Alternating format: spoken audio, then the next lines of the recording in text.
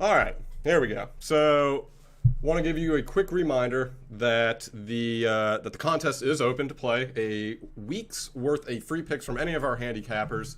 All you have to do is comment on the video below the comment box with your best bet of the day. It has to be a winner. Leave your Vegas ID, your Vegas Insider ID as well. That way we can contact you. But you have to like the video, subscribe to our YouTube channel, have a Vegas Insider ID, leave your best bet in the comment box below the video, not the live chat on the side, below the video, and it must be a winning bet as well. So, yeah, do that, and you can win a week's worth of free picks, as the box below me says with the arrow pointing down.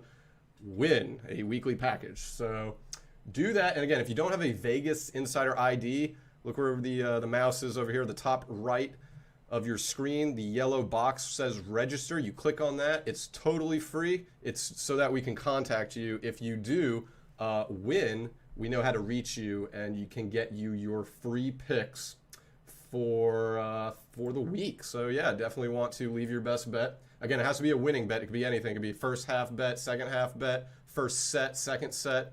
Does a player score a goal? Does James Harden have over a certain amount of assists? It could be anything. No futures bets and no live bets as well. The game can't start and then you make a bet. That's not how it works. All right, so let's start with, I guess we'll start with hockey since we're on the NHL page. We've got some really great games in the NHL Stanley Cup Playoffs.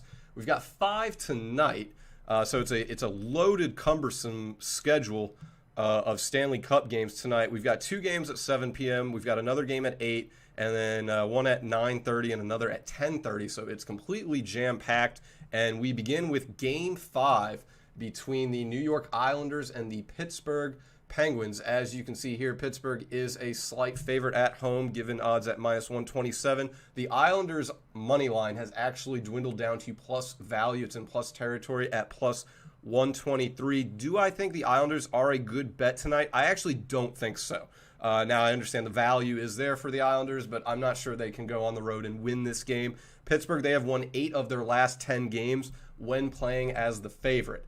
So keep that in mind. They are now going back to PPG Paints Arena, where they do very well inside. They're one of the better home teams in hockey this season. Sidney Crosby is due, I think, to score a goal. He hasn't scored any points, let alone a goal, since Game 1.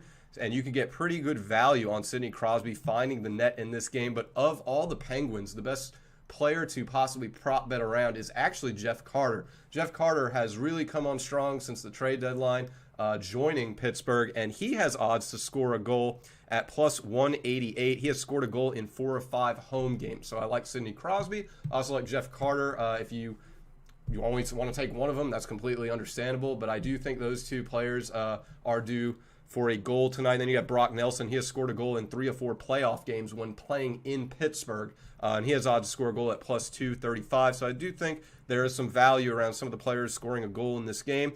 But look, I think Pittsburgh at home is going to win tonight. Evgeny Malkin really has to play better. This is a guy who came in the middle of the series. He looked a bit lethargic, almost like he was giving in to any and all fights that the Islanders were challenging him in Game 4. So just need a better overall game from Evgeny Malkin in Game 5 if Pittsburgh really wants to put the Islanders away. It's very difficult to bet against Barry Trotz, in my opinion, especially when Lord Stanley is on the line. But I do think Pittsburgh gets the job done. But again, the best bets to me are Jeff Carter and or Sidney Crosby scoring a goal for Pittsburgh. And then you have Brock Nelson plus 235 for the Islanders. Keep in mind, New York, they've covered the puck line in 4 of 5 games when facing Pittsburgh. But they are underdogs, so plus 1.5 is minus 230. Far too expensive. I'm not too sure if I would take that. It's just too expensive. Any other trends we like? The Pittsburgh Penguins have gone under the goal total in 4 of 6 games when playing at home. Keep in mind that the goal total has failed to hit in back-to-back games for Pittsburgh and New York over their last 5 meetings. So what you've seen is the goal total go under 5.5. You've seen it go over 5.5. You've seen it go under 5.5, and then you've seen it go over. So what you're seeing is there is no back-to-back for the goal total market. The Islanders and the Penguins don't go 2 games in a row going over. They don't go 2 games in a row going under. Last meeting went under 5.5. So if that trend holds true, tonight's game will go over the goal total, and you can get plus value, plus 115 to go over 5.5 goals. Again, I think the goal scoring props are the best in this game, but there is value for the goal total going over 5.5 because it went under last game, and there has been no back-to-backs in the goal total market in the last 5 meetings between these two teams. So keep that in mind. Crosby, Carter, Nelson, goal total going over, I think are your best bets for this game. I just don't think the Islanders win. So that money line at plus 123, it is valuable. I just can't pull the trigger on that. Can New York win this game? Absolutely, they can win this game. Again, Barry Trotz is on the sideline. One of the have more conviction in him than most of the other coaches in the playoffs right now. So yeah, do what you will, but I don't trust New York to win. The puck line is a little bit too expensive. I think there's a lot to do with the player prop bets recommended and possibly the goal total going over 5.5 for plus 115. All right, moving on. We have another 7 o'clock game. That is Toronto and Montreal. The Canadiens, this is tied up 1-1. Toronto got the big win in Game 2. It does seem like Toronto is finally settled right now, and I would be shocked, quite frankly, if they were to lose this series against the Canadiens. You can get Montreal, however, at plus 143 money line to win tonight's game at home. I'm not too sure I'd take that, though. They have lost 6 of 7 games overall. The one win in their last 7 games came against Toronto in Game 1. But again, Toronto, they're kind of cheap for being a road favorite. They're minus 160 right now.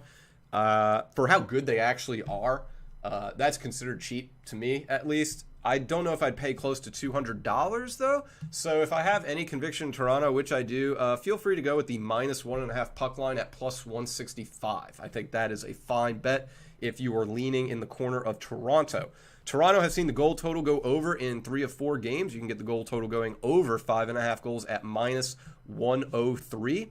However, keep in mind that the goal total has gone under in 3 of the last 5 meetings played between both teams. Toronto, they have covered the minus 1.5 puck line in 2 of the last 4 games against Montreal, and they've won straight up in 3 of the last 4 games when facing Montreal. I think there's a lot to like about Toronto in this game, whether you want to take the minus 1.5 or you want to take a prop bet. Look, William Nylander, he's a goal machine, and for Toronto at plus 200, you can get him to score a goal.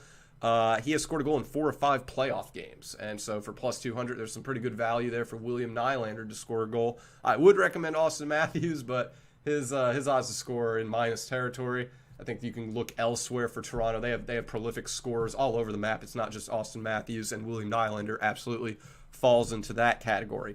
The goal total has gone over in the second period in 4 straight games played between Toronto and Montreal when playing in Montreal. You can get the goal total to go over 1.5 goals in the second period for minus 152. It is expensive, but I do expect 2 goals in the second period of this game. But I think that's about all. I really like in this one. I think the goal total going over is fair. Montreal has gone over 5.5 goals in 3 of their last 4 games. And as already said, Toronto has gone over the goal total in 3 of their last 4 games as well. So maybe consider that minus 103, cheap minus value for the goal total to go over 5.5. But I do like the second period goal total going over, and I do like William Nylander to score a goal as well. If you're cozy with Toronto, minus 1.5 for plus value is the play there. All right, let's move to the 8 o'clock game now. This is a closeout game, an elimination game for the Tampa Bay Lightning. They are going to Sunrise, Florida. Not really Fort Lauderdale, not really Miami, but Sunrise, Florida, to take on the Panthers, who are having a ton of goalie issues as of lately. So I'm not too sure I would side with the Panthers here. They're a minus underdog at home. There's not a ton of appeal there. Considering Tampa Bay, they should win this game. They've won 8 of their last 10 Game 5s in a playoff series. So they're 80% over their last 10 games winning a Game 5 in a playoff series, and this is an elimination game. So the sense of urgency from Tampa Bay is going to be there. Keep in mind, Nikita Kucherov went down on some would call it a cheap shot, right to the knee. They weren't even near the play. and one of the Panthers players, I forget who it was, took the stick and just kind of whacked Nikita in the knee with it, and he went down like a hot cup of coffee. So, it's going to be interesting to see how Tampa Bay reacts. Look, they're fine without Nikita Kucherov. He is just, at this point, a cherry on top of an already delicious cake. So I wouldn't be too concerned about Tampa Bay in this one. However, the Florida Panthers have covered the puck line in 6 of 8 games when facing Tampa Bay. So if you're a little uneasy on Tampa Bay closing this game out, a little bit of conviction maybe going with Florida at home in an elimination game, consider the goal total to go over in the first period, which has hit in 4 straight games played between both teams. You can get over 1.5 first period goals for -139. The goal total has gone over in 18 of 24 games played between Tampa Bay and Florida. You can get over 6 goals at -112. Going to the player prop betting markets for this game, Jonathan Huberdeau, he scored a goal. I believe it was last game. I think he scored the first goal for Florida in that game. Well, he has scored a goal in 3 of 4 games when playing inside the BB&T Center. Home games, basically. And you can get Huberdeau to score a goal at +210. Anthony Cirelli, I think, is an excellent prop bet here to score a goal. I believe he scored twice in Game 4. I could be wrong about that, but he definitely found the net. And Anthony Cirelli to score a goal is +220, 255, and he has scored a goal in 2 straight games. So maybe consider Anthony Cirelli as well. But I really like over 1.5 goals in the first period in this game. I think over, if you want to take a chance on the goal total going over, that's fine. Of the 2 teams, my conviction does lie with Tampa Bay winning this game. Not sure they're going to cover the puck spread, so don't entertain that market at all. But again, if you're a little uneasy on Tampa Bay tonight because they don't have Kucherov, Florida's playing desperation, and they are at home, I think you go with the goal total going over. Florida as an underdog with the money line, if you like that, be patient. It's only noon on the East Coast. Wait the day out and see if the odds marinate into plus value, because then you can get obviously a better deal for the Panthers money line. I just would not touch them at -103. And look, you could say Florida is playing desperate hockey right now, which may be true, but Tampa Bay is probably playing pissed off considering Florida injured their best player on purpose in Game 4. So there's going to be a lot of bad blood in this game. I do think Tampa Bay is going to win, though. So do what you will there. Moving on, 2 more hockey games to get to. We have Edmonton and Winnipeg, and I don't know if anyone's been following this series, but Edmonton, I don't see how they win. They were up 4-1. Okay, so first of all, they're down 2-0 in the series. So they go to Winnipeg, and they get an early lead. They're up 4-1 entering the third quarter, or in the third period, not the quarter. This isn't football. So in the third period, Edmonton is up 4-1. Okay, Winnipeg scores 3 unanswered goals. 2 of those goals occurred within 16 seconds of each other. Winnipeg ties the game at 4-4. At that point, you could just read the body language from Edmonton. They were done. They had no interest in playing an overtime game. And then overtime hit, and sure enough, Winnipeg won. Now they take a 3-0 lead over the Oilers, who many deemed Stanley Cup contenders, one of the best offenses in the NHL. But look, I understand Edmonton put up 4 goals, but Connor Hellebuyck, man, he is legit. He is a good goalie. He's won the Vezina Award for a reason. One of the best in the league. He was not responsible for the Game 3 win for Winnipeg. That goes to the offense. But prior to that, the 2-0 lead Winnipeg had entering Game 3 was predominantly Connor Hellebuyck's play in net. So now what we are going to see in Game 4 is likely neither starting goalie in this game because of the back-to-back. These teams just played yesterday. So you're probably not going to see Mike Smith in goal for Edmonton. You're probably not going to see Connor Hellebuyck in net for Winnipeg. You're going to see backups. Between the 2 backups, Edmonton's is better statistically. Just based off stats, Winnipeg's backup goalie is better.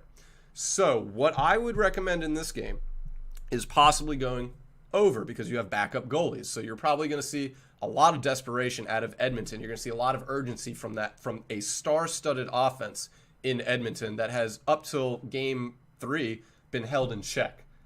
So now they're going to try to unload.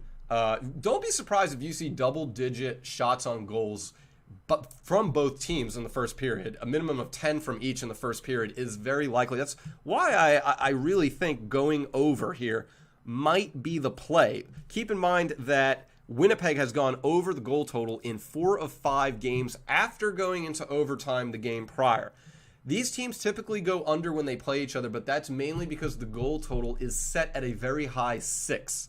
You're getting 5.5 tonight. And to go over, it's minus 120, a bit expensive. But again, I do think that this game does go over because you're going to see desperation from Edmonton, and you're going to see backup goalies more than likely in net tonight for both teams because of the back-and-back. We recommended Leon Draisaitl scoring a goal in Game 3, the last game they just played, and he scored twice, so we're going to continue to ride that train a little bit. He has odds to score a goal at plus 123. He has scored at least 1 goal in 5 of 6 games when playing in Winnipeg, so he's very comfortable at Bell MTS Place. I also like Blake Wheeler to score a goal. He has scored a goal in 3 of 4 games when facing Edmonton, and he has odds to score a goal at plus 210. I kind of like Winnipeg to win the third period here. Similar to what we saw in Game 3, Edmonton, they have lost the third period in 5 of 6 games. The Oilers have lost the third period in 5 of 6 games. So what happened in Game 3 wasn't out of nowhere. This is an issue for Edmonton lately in which they clearly have an issue closing games out. So I think taking Winnipeg, you can get them to win the third period at minus 112, or you can go to the 3-way, which includes a draw, which if it was a draw in the third period, you wouldn't win, but there's better value for Winnipeg at plus 163 to win the third period in the 3-way line. So maybe consider that instead of the goal total maybe going over, because it is expensive at minus 120. But I do think there is value in looking at Edmonton to lose the third period. And also, keep in mind, this missed last night, but it seemed to be on pace until Winnipeg just completely demolished Edmonton in the third period. Both teams to score at least 2 goals in 60 minutes has failed to hit in 4 of the last 5 meetings between both teams. You can get that at plus value as well. So maybe you want to consider that. I think there's a couple different ways you can bet around this game. You got Leon Draisaitl to score a goal. You got Blake Wheeler to score a goal. You've got Winnipeg to win the third period, whether that be straight up or in a 3-way line action, depending on what value you want to search for.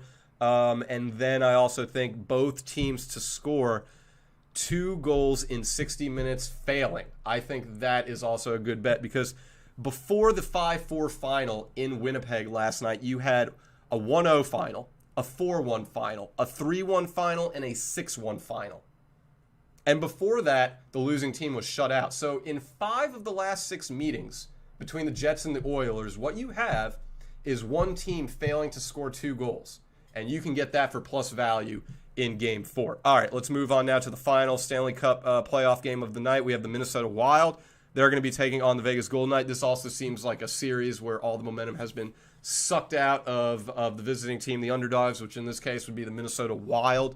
Vegas and Mark Stone in particular just look like they're on a whole nother level right now. Minnesota, they have lost 5 of 6 games, but I'm not taking Vegas at minus 180. That's a bit too expensive, so let's look elsewhere.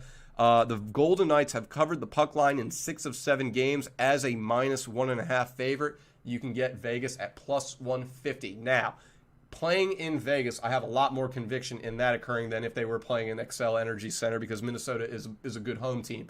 But Vegas is a very good home team. So I would entertain the minus 1.5 puck line for Vegas at plus 150 rather than taking the money line of Vegas and paying almost $200 for that. The goal total, look, it's been going under a ton in this series. I think I'd stay away from this game. It's expensive at minus 130 to go under 5.5. But if you entertain that market, it has gone under in 4 or 5 games played between these two teams. I'm telling you, Mark Stone has been a moneymaker for goal-scoring props lately. He has odds to score a goal at plus 160. He has scored a goal in 2 straight games. And Zach Parise for Minnesota, plus 480 to score a goal tonight. He has done so in 3 or 4 playoff games when Minnesota is the underdog. So you might want to consider that as well. Minnesota, they have lost the second period in 8 of 9 games when playing as the underdog. Now, I'm looking at period lines right now, And Vegas to win the second period straight up is minus 180, which is exactly what you'd be paying for them to win the entire game. I'm not sure I would do that, but look, you can go to the three-way money line for the second period and get the Golden Knights for plus 130. So just like the game already discussed, if you do fancy the favorite winning a period here, well, actually, I shouldn't say that because Winnipeg's not the favorite. Even though they feel like the favorite, they're not the favorite.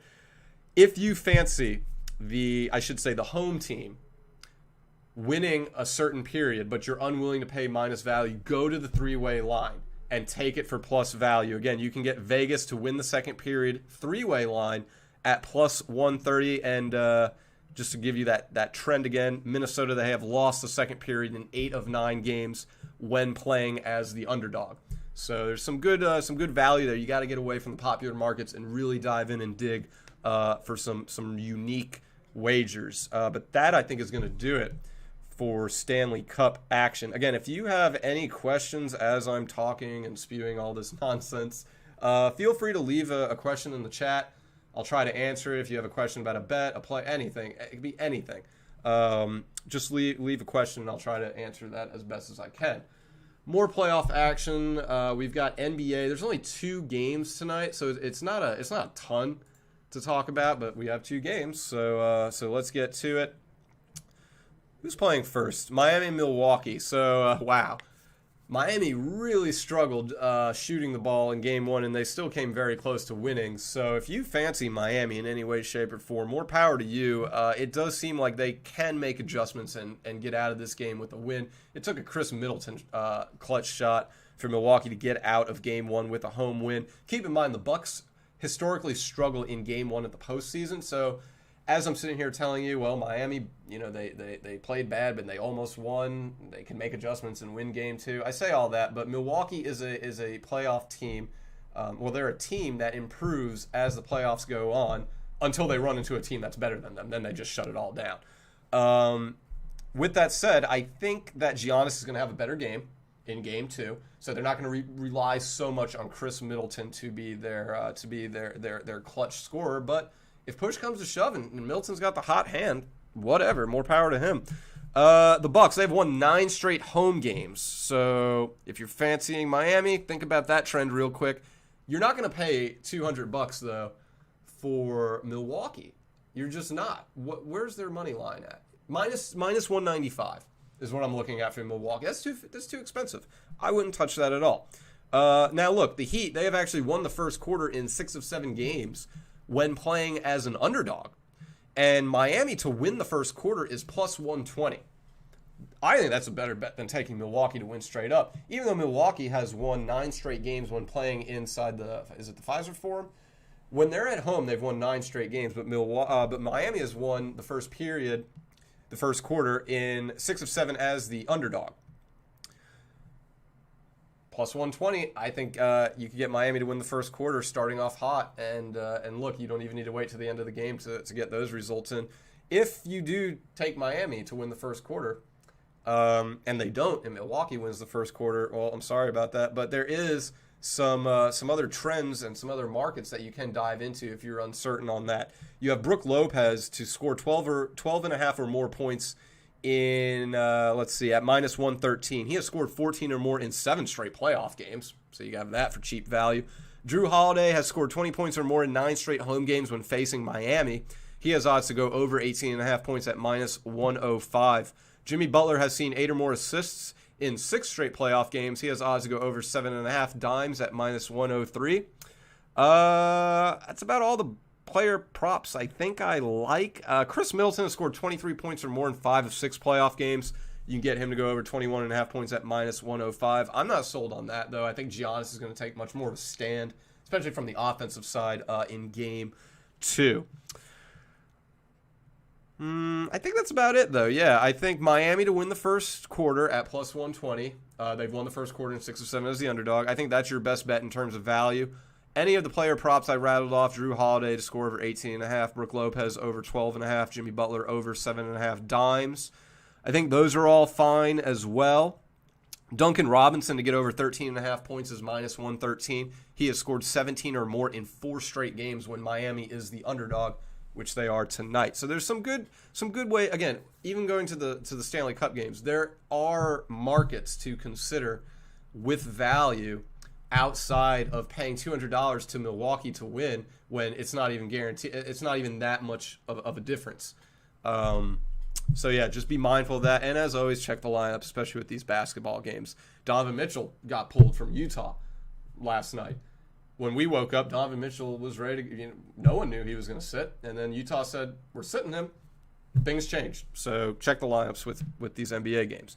We got the late game tonight, Portland, Denver. Man, Portland just looks like the better team. They look really, really well. The irony of Carmelo Anthony coming into Denver in Game 1 and just shooting lights out is hilarious. Now there's a lot of talk, especially from the commentators, about the Denver Nugget fans booing Carmelo Anthony.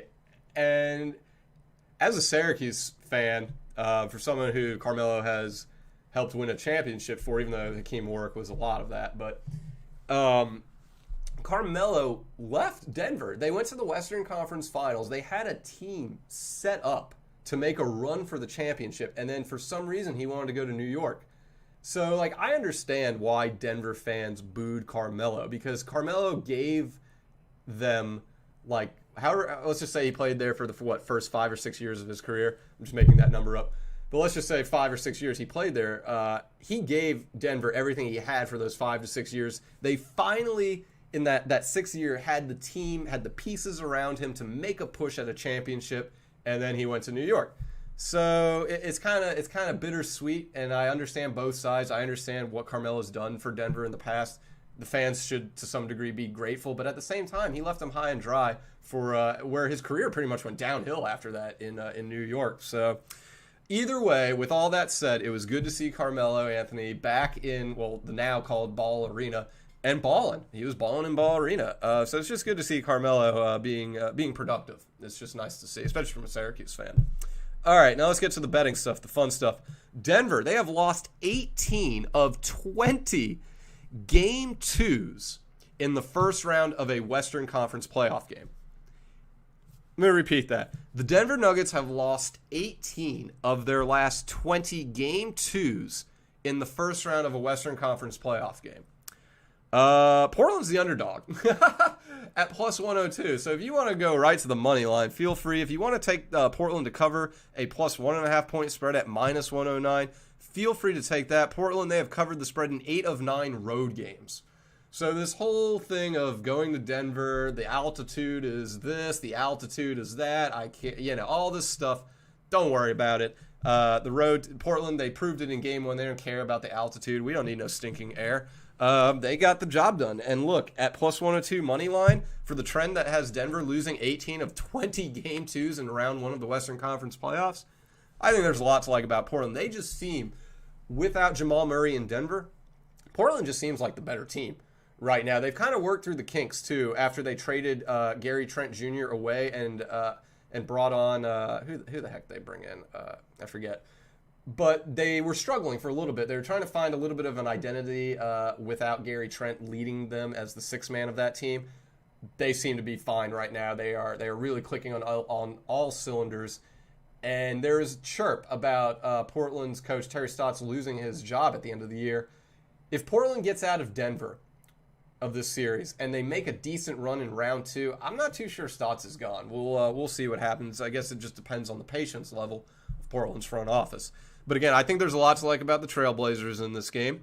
Let's look at some prop betting, shall we? Let's see. Jusuf Nurkic to go over 14.5 points at minus 107. He has scored 16 points or more in 6 of 8 games when facing the Denver Nuggets. Aaron Gordon has seen 7 or more rebounds in 4 straight playoff games. You can get Aaron Gordon to go over 6.5 rebounds at plus 114. Between hockey and basketball, that is the best player prop I have seen so far. Yeah, there's better value in hockey players scoring goals. 7 rebounds from Aaron Gordon should be simple. And at plus 114, good value there. So consider that. What else we got? Michael Porter Jr. has scored 25 points or more in 4 straight home games when facing the Western Conference. He has odds to go over 24.5 at minus 107. That is a bit high. I'm not sure I would touch that. Damian Lillard has scored 30 or more points in 8 of 9 games. He has odds to go over 29.5 at -106. Between the two, I think I would take Dame Time going over 29.5 at -106 rather than the Michael Porter Jr. over 24.5. The 24.5 is tricky. Michael Porter can score 24 and then that's it. He can score 23 and that's it. I just trust Dame touching 30 more than I do Porter Jr. touching 25, although I do think Porter Jr. is going to touch 20. So, yeah. Is there anything else? I think that's it. Okay, so if you like Portland, feel free to go with them. They should cover. They've covered in 8 of 9 road games. Denver's lost 18 of 20 game twos in the first round of the Western Conference playoffs. And then, yeah, Dame Time to get over 29.5 points. Jusuf Nurkic over 14.5 points. But I think Aaron Gordon to get at least 7 rebounds at +114 is a pretty good prop to entertain. All right, I guess we'll go through baseball. We got a few baseball games today. I know it's really early in the season, but it's money to be made. If there's a game out there, that means you can bet on it, and that means money can be made. So let's see if we can help you out. We have a 1 o'clock game. That is the AL East matchup. Tampa Bay they've been just demolishing teams. They've won 10 in a row, the Tampa Bay Rays, and you wouldn't know it, but they have. And now they are entering as pretty cheap favorites, -109 on the road against the Toronto Blue Jays. I think there's a lot to like about Tampa Bay in this game. Now, Toronto has won the first inning in 3 of 4 games, so you could get the Blue Jays at +230 to win the first inning if you want. But I that's about it. I think Tampa Bay for sure winning 10 in a row would be the bet here. But again, Toronto is legit. They are due to. There's 2 ways to look at it. Toronto is due to get a game against Tampa Bay. Also, Tampa Bay is due to lose after winning 10 in a row. They're halfway to the Moneyball record of 20. It's gonna fizzle out at some point, you would think. So feel free to go with Toronto, but the value lies in the first inning. Toronto has won the first inning in 3 of 4 games, and that has odds to occur at +230. If you want to look at a player prop bet, maybe Teoscar Hernandez to hit a home run at +350 is worth a look. He has hit a home run in 5 of 9 home games when facing Tampa Bay. All right, moving on. We've got Philly and Miami. I'm still on the NBA page here. Let me get to some MLB odds so you can look at them. All right, Philly-Miami. I don't know why that's the top game. But all right, Philly and Miami. So Zach Eflin going to be taking on Trevor Rogers. Philly is a road underdog in this game, and the Phillies have a trend working against them. They have lost 8 straight games when playing in Miami after winning the game prior. So if you want to buy that trend, Miami is a cheap favorite at -127. I'm just not too sure I would ever take Miami as a favorite, unless they're playing, like a really bad team. But they're playing a good team on, at home. Phillies should be good. They're not playing like an elite team, but they do have pieces that make them real. That make them, they kind of should be the favorite. Let's see here. Miami, they have gone under the run total in 4 straight games when playing as the favorite. The Phillies, they have won the first inning in 4 or 5 road games when facing the National League as an underdog. You can get the Phillies to win the first inning at +340. Andrew McCutchen has recorded at least 1 hit in 11 of his last 12 games when playing in Miami. He has odds to get 1 hit at a pretty low -167. Now, I know typically when I sit up here and I talk about money lines at -160, that's a little too close to 200, so I usually don't consider Andrew McCutchen to get a hit at -167. I don't think that's too much of a reach. And he has gotten a hit in 11 of 12 games when playing in Miami. So I do think there is somewhat of a value there with the trend that has been given. Miami, they've won 4 or 5 games when facing Philly. They've covered the run line in 4 or 5 games when facing Philly. So if you fancy Miami, I probably would skip the -127 money line and go right to the run line at +175. You get some good value there for Miami. Again, Philly has lost 8 straight games in Miami after winning the game prior. I think there's a lot to like about that, actually, about Miami's run line. So if you fancy Miami in any way, shape, or form, I would go with the -1.5. Like I said, the Phillies, they have won the first inning in 4 or 5 road games when playing the National League as an underdog, which you can get for +340. Some good value there. Also, the first inning has gone over half a run in 8 straight games when Miami is playing at home at night. Miami's at home at night. So in 8 straight games, one team has scored a run in the first inning. You can get that for plus 110. So there is some value in some other markets here between the Phillies and the Marlins. So just keep that in mind. All right, what else we got? Cleveland and Detroit. Cleveland's an underdog.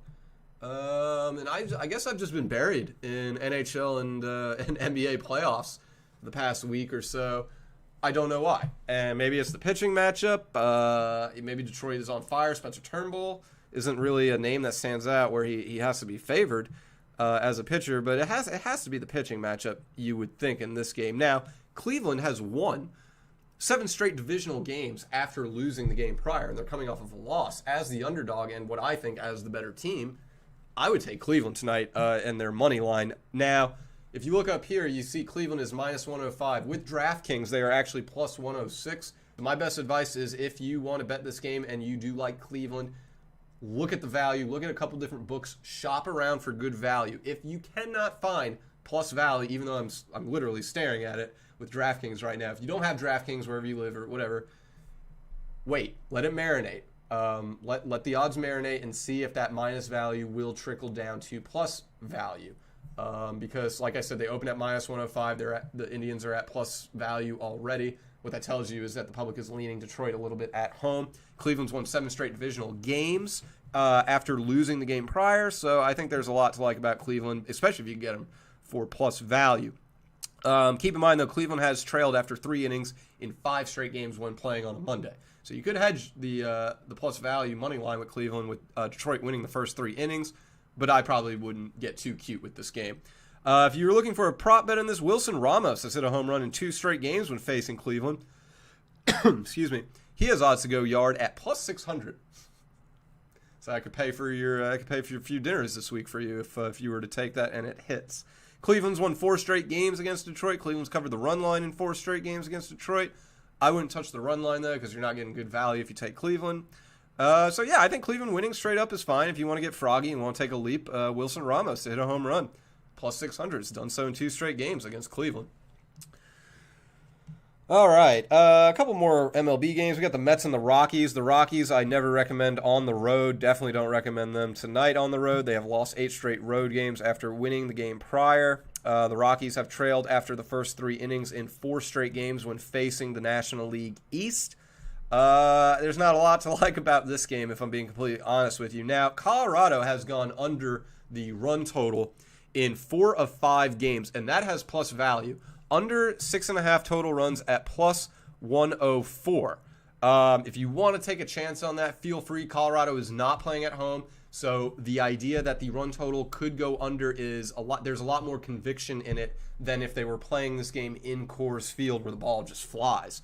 Francisco Lindor, to get a hit is not too crazy. Kind of like Andrew McCutchen. It's close to minus 200, but it's not minus 200. It's minus 170 to get a hit in this game. Now, Francisco Lindor has seen at least 1 hit in 11 of 12 home games inside Citi Field. So, look, 1 for 4 gets the job done, So feel free to do that. Again, it is a bit expensive, though. I don't like the run line. Colorado has covered the run line in 3 straight against the Mets. They are underdogs, so you're not gonna get good value there for Colorado. Look, the last time these 2 teams played, the final score was 2-1, and it was in Denver. That run total was 11, so and it went under. So I think taking the value for the run total going under is the play in this one. Otherwise, just take the Mets. I see their money line is minus 139. Could be a bit expensive for some. They should win that game, though. Now, Austin Gomber, David Peterson, you might as well flip a coin right there in terms of the pitching matchup. But I do like Peterson at home, and I don't like the Rockies on the road. So do what you will with that. All right, we got San Diego Padres versus the Milwaukee Brew Crew. Hashtag this is my crew. I love the Brew Crew just because I like saying that those words. The home team, San Diego, I've seen the home team wins 10 straight games. Milwaukee's home. And they are the favorite, though, at minus 117. So I don't know if you want to back that trend. I think I would easily back that trend if Milwaukee was a home underdog because you're getting good value. San Diego is the better roster between the 2 teams. So seeing San Diego as an underdog with the better roster, you would want to probably take the money line for the Padres, but then you look at the trend and say, San Diego hasn't seen the road team win in 10 straight games. They're the road team tonight. You could also look at that trend and say 10 straight games, the road team is due to win for San Diego. They're not going to go on forever and ever with the road team losing all these games. At some point, the road team will win for San Diego. Is it tonight? You're getting plus value for the Padres. I think you consider that. However, Milwaukee's won 4 straight games when facing San Diego, and it's not like these games took place in 2020, 2019. These games took place in April of this year. Milwaukee's covered the run line in 4 straight games. That's probably why they're favored against the Padres. The run total has gone under in 5 straight games played between both teams. Actually, it's gone under in 7 straight games played between both teams. You can get under 7 runs at minus 108. But it does seem like this is a game to go against the grain, right? You see San Diego seeing the home team win 10 in a row. At some point, they're due to see the road team win. Then you see that the run total has gone under in 7 straight games played between both teams. So that should tell you at some point the run total needs to go over. There's a lot of trends that are due to break between the Brewers and the Padres today and tonight and just moving forward. So I might want to stay clear of this game. I'm not seeing great value anywhere. And this is, like I said, a game that feels like if you were going to go against the grain, this would be it because so many things are due. Streaks are due to end in this game. So I think I would stay clear of Milwaukee and San Diego. Again, if Milwaukee was an underdog, I'd probably back them. I'm not paying minus 117 for a team I don't think is better than the Padres. All right, we've got 3 more games. We'll get through them quickly. Baltimore and Minnesota. Let's see. Poor Minnesota. Their baseball team is atrocious. Their hockey team's about to get eliminated, and they got Kirk Cousins. So let's see here. So Minnesota, they have won 12 straight games against Baltimore, so they got that going for them. But they are the underdog with minus value. Ugh, I don't like that at all. They're going up against John Means as well. Baltimore is a favorite. I absolutely don't like, especially on the road at minus 109. Yeah, this is looking like a game to stay away from. If you do fancy something, though, the run total has gone under in 3 of 4 games played between Baltimore and Minnesota, and you could get the run total going under 9 at minus 108. Otherwise, don't touch this game. I wouldn't touch it at all.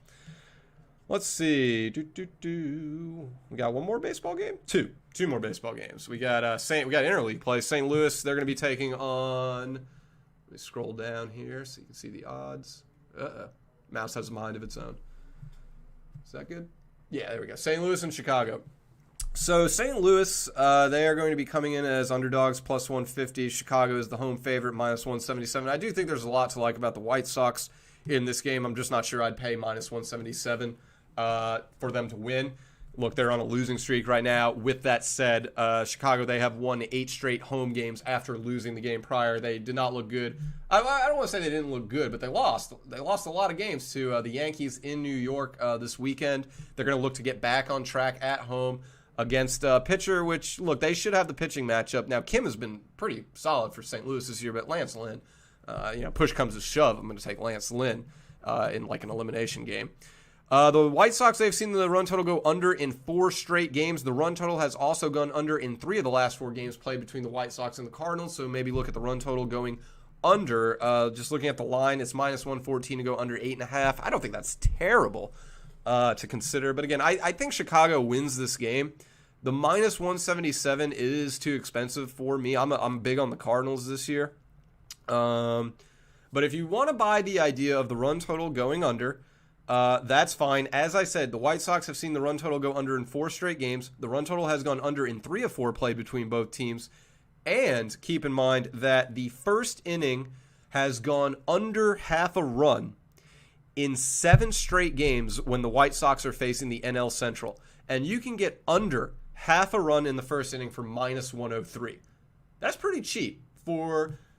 Minus 103 for neither team to get on the board in the first inning, that's pretty good. And keep in mind, Chicago has seen that hit in 7 straight games when facing the NL Central, which St. Louis is in. So maybe consider under half a run in the first inning. Maybe consider under 8.5 total runs in this game. But I do think Chicago wins. I just cannot take minus 177. It's just too expensive for me. Maybe a live bet if the Cardinals take a lead. That's about it, though. I'm looking at the run total going under, however. And then finally, we got our last game. We got Seattle and Oakland. Hashtag rise and grind. Let's see here. What trends do we have? All right, so Seattle, they've lost 8 straight games when facing the American League at night after a road loss. Oakland's minus 155. That's not terrible. That's really not terrible for how good Oakland is. They, at home, should win this game. I think I might consider that. The Mariners, however, they have won the first inning in 3 straight games when facing the American League as an underdog. So if you do want to take Oakland to win the game, which I think is perfectly fine, Seattle to win the first inning, you could probably hedge with plus 370. That's great value for Seattle to win the first inning, and they have done so as the underdog in 3 straight games when facing the American League. The Mariners have also led after 3 innings in 3 straight games when facing the American League as an underdog. So it does seem as an underdog against the American League, Seattle starts strong. Whether they finish strong or not, I don't really think that matters if you are betting the first and third innings. So there is plus value for Seattle to get off to a good start in this game to win the first inning or to even lead after the first 3 innings. You're going to get good plus value there. The first inning has gone over half a run in 5 straight divisional home games for Oakland. You can get that at plus 102 for either team, Seattle or Oakland, to score a run in the first inning. So maybe you want to consider those as well. Seattle, man, they've covered the run line 2 or 3 games against Oakland. They've also won 2 of their last 3 games against Oakland. So, after kind of diving through all these trends and odds, I might just have to actually scratch Oakland at minus 159 and go with Seattle to win the first inning at plus 370, and then possibly taking them to win after the first 3 innings as well. Some things to like about Seattle, just playing well. They, again, not winning the game, but just playing, just showing up and competing in this one early in the game. There's some value there. The run total has failed to go over in 3 of 4 games played between both teams. So if you're uneasy on a winner here, to go under 7.5 total runs is somewhat cheap at minus 112. I think Oakland wins the game. I'm not sure if I'm going to take the minus 155 yet. I do like the value and the trends Seattle has been given to start this game strong. And the run total going under 7.5 minus 112 is also worth a look. The run total has failed to go over in 3 of the last 4 games played between these 2 teams. 2 of those were a push. So yeah. Do we have any questions? Nope. Good. No questions there. That means I'm doing my job right. Great. So let's see what else we have. I don't know if anyone caught the PGA Championship. Phil Mickelson, my goodness, what a weekend he had. And it wasn't even like Phil dominated the week. He played well, but what you saw was, especially in the 4th round on Sunday of the PGA Championship, what you saw were basically everyone struggling who were not named Abraham Ancer and Shane Lowry. Those were like the only 2 names that really just pushed to the top of the leaderboard while everyone else struggled. And you had guys like Brandon Grace, you had guys like Louis Houston, you had Brooks Koepka, even for that matter. The opportunities to win the PGA Championship were there for any of those golfers at the top of the leaderboard all weekend, too. It wasn't like, they only had a window on Saturday in the front 9. Literally, Thursday, Friday, Saturday, Sunday, everyone near the top of the leaderboard had opportunities to pull away and win, and they didn't. I think Brandon Grace is a great example. He hit 2 bogeys to end round 2 after solid round 1 and 2.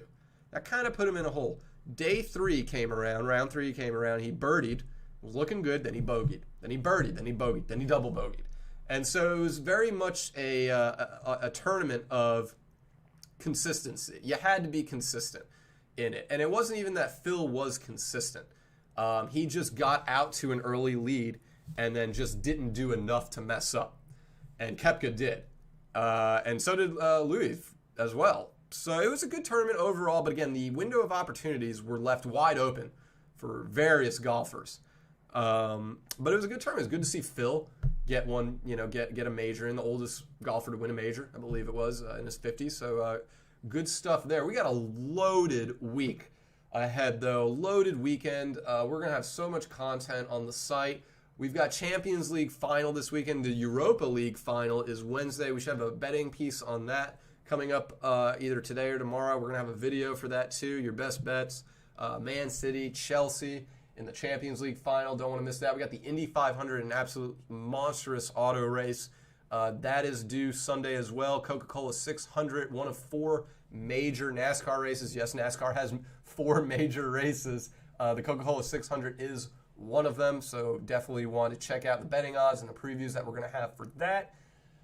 But it is straight NBA, NHL playoffs, homie. It is nothing but that.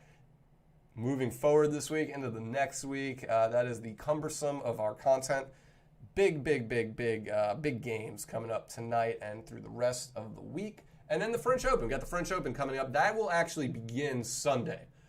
So start paying attention if you want to take a futures bet in the French Open. Pay attention to these clay court tournaments that are going on right now in tennis, and look at some results. You got Sloane Stephens. She's playing out of her mind right now. Richard Gasquet from France is playing pretty well right now. So you want to try to find some of these looming underdogs that are showing signs of life entering the French Open, because look, on the women's side, the WTA side, there's value everywhere. You could even take Naomi Osaka. She doesn't play well on clay. We're not sitting here telling you to take Naomi Osaka, but if you could take someone of her caliber for 6-1 or 4-1 right now before the tournament starts. The men's is pretty much Novak, Nadal, or bust.